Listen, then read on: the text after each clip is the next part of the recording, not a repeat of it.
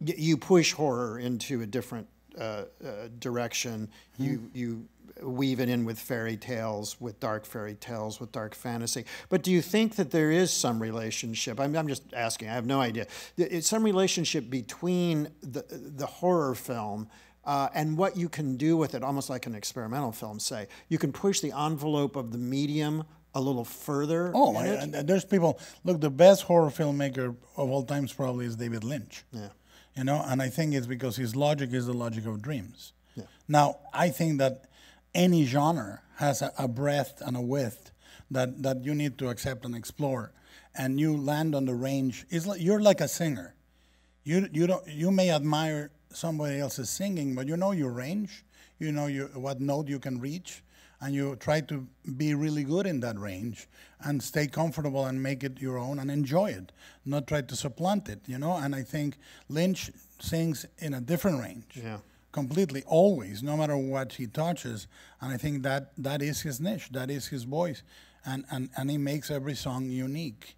But I think that, of course, you can. Dreyer was doing it with Vampire. yes. And in a strange way, that amazing movie, Haxan, was doing it in a very different way, you know. So yes, horror has. When people talk about horror with some disdain, I actually find it interesting because every genre is like that. There was the Theodore Sturgeon law: 90% of everything is shit, you know. To that, I oppose my own law, which is the Del Toro law: 10% of everything is really good.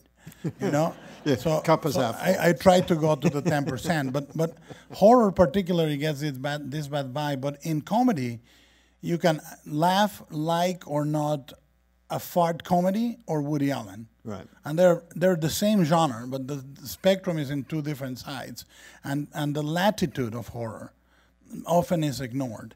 And some of the most poignant political films of every, and you know them, you know the usual suspects, are in horror. Texas Chainsaw Massacre, Night of the Living Dead. These are true freaks. You know, these are truly contesting, films that are contesting the status quo and that everything's all right. You know, whereas many melodramas and comedies that pass for good are actually telling you everything's okay, fine. And you're going to come out of this okay. So they don't have that caustic element that horror has in its nature.